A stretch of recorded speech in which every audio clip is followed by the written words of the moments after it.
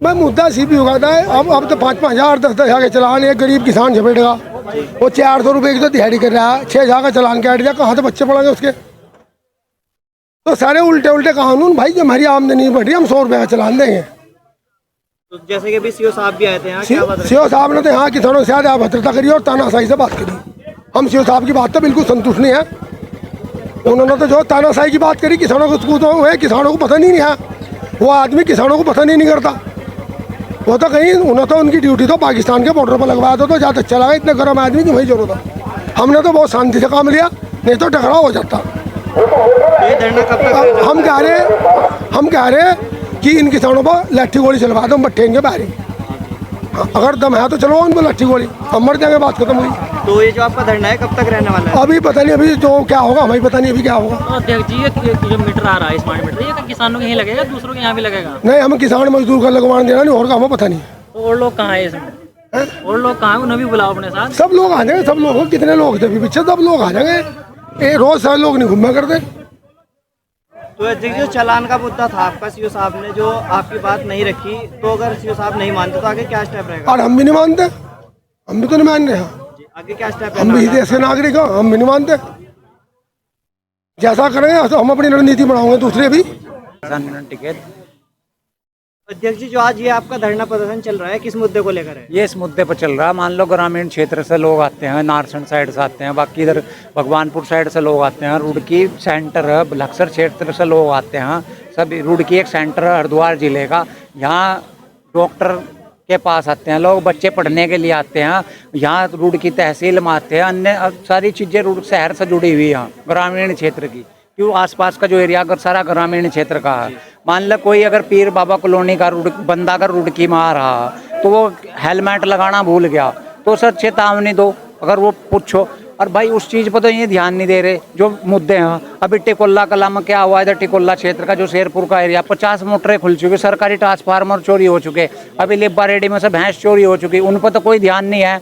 अभी यहाँ से ये कह रहे सिटी पुलिस, जो इसका नाम रखा सिटी पुलिस, हाँ CPU, सिटी पेट्रोल पुलिस जो नाम रखा, 4 करोड़ रुपए के दिन दहाड़े हरिद्वार शहर में रानीपुर मोड़ जो हरिद्वार का दिल है वहाँ से चोरी होगी। जब कहाँ सो रहे हैं, कैसे अपराधी शहर में एंटर हो गए। अगर कोई ग्रामीण क्षेत्र का आदमी बिना फटे सटे कपड़ों में आ रहा, उसे रोकेंगे एकदम से दिखेगा यदि वो। अरे जो क्राइम करने वाले वो तो चुपचाप लिकट के जा रहे हैं, उनका तो पता नहीं लग रहा वो पंजाब से ला रहे हैं। ये पकड़ का कितनी बड़ी विफलता, उस चीज़ पर तो नहीं इनका ध्यान है। तो आपका जो कहने का मुद्दा है सीधा सीधा ये चालान को लेकर है? नहीं, चालान को नहीं है, जो अगर चोरियां हो रही है उन चीज़ों पर तो हम चालान देने को तैयार हैं। अगर कोई हेलमेट नहीं लगा रहा हम उसके भी खिलाफ, लगाना चाहिए हेलमेट, कोई दिक्कत नहीं है। पर ऐसा थोड़ा, ये मान लो 10 साल पहले बाइक ली, अगर उसके बाई चांस कागज खो गए, किसी पर भी चोरी की नहीं रखता। चोर लिकड़ेगा वो वैसे रास्ते से लिकड़ेगा, वो मेन रास्ते से नहीं जाने का, ठीक है। अगर 10 साल पहले मोटरसाइकिल ली, वो 50,000 की थी, आज 1 लाख रुपए की मोटरसाइकिल है। हमें यही काम रह जाएगा कि भाई ये मोटरसाइकिल है, बताओ अगर किसी की नंबर प्लेट टूट गई उस पर चलान, कोई सीट बेल्ट नहीं लगा रखी उस पर चलान।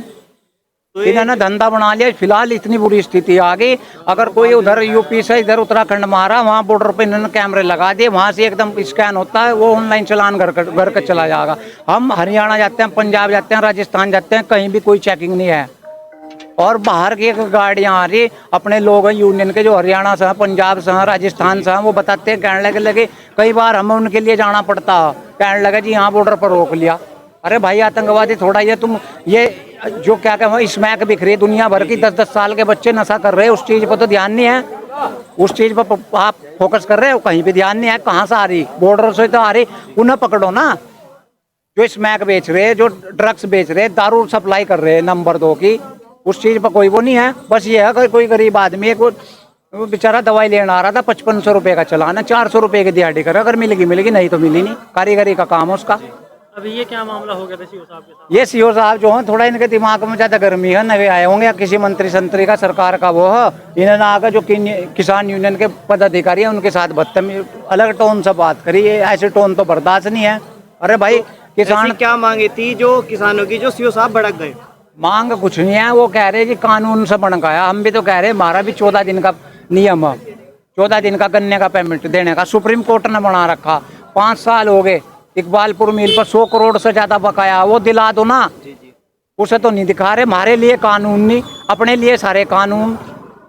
और ये एक बात आई थी अभी के लाठी मार लो, हम यहाँ खड़े हैं। वो कह रहे हैं ना, कहने लगे अगर आप ऐसा करोगे तो हम ये कर देंगे। हमने कहा लाठी बजाओ ना हमारे ऊपर, अगर तुम्हारे इतने शौक लग रहा लाठी बजा दो, गिरफ्तार करके जेल भेज दो। देशद्रोही नहीं है इसी देश के नागरिक, अन्न पैदा कर रहे। जब कोरोना काल चल रहा था, किसान ने इस देश की जीडीपी बचाई थी। 2.0 जीडीपी रह गई थी। उस समय भी किसान खेत में काम करके मेहनत करके, हम दिन में खेत में काम करते हैं, रात को क्या कहूँ, रात को भी हमें पहरे देने पड़ते हैं कि हमारी मोटर ना चोरी हो जा। हम परेशान आ चुके। कहाँ तक ये कहाँ तक ये रहेंगे। लोग आते हैं, कहने लगे गरीब लोग हैं यहाँ, सभी समाज में सभी तरह के लोग हैं। तो अध्यक्ष जी, जैसा कहता जाता है कि किसान यूनियन काफी सारी है और ये स्मार्ट मीटर का जो भी समस्या है, सभी की समस्या है, सब एक ही मंच पर होकर क्यों नहीं कहती इस बात देखो, सबके अलग अलग माध्यम है। उसमें स्मार्ट मीटर में मैं नहीं आऊंगा, आप भी आओगे, आपके यहाँ भी लगेगा, सबके यहाँ लगेगा। ये पुलिस प्रशासन के यहाँ सबके यहाँ लगेगा, इसमें ये नहीं है। पर ये रात के टाइम अगर वो रिचार्ज खत्म हो जाए, मान लो मैं किसान हूँ, मेरे 12 पर मीटर लग गया स्मार्ट, और वो 2 बीघे खेत भरा और रिचार्ज खत्म हो जाए, मैं सुबह को उसमें रिचार्ज डाल लूँगा, फिर वो 2 बीघे फिर भरेगा मेरा, मुझे तो इसी काम में रह जाऊँगा भाई।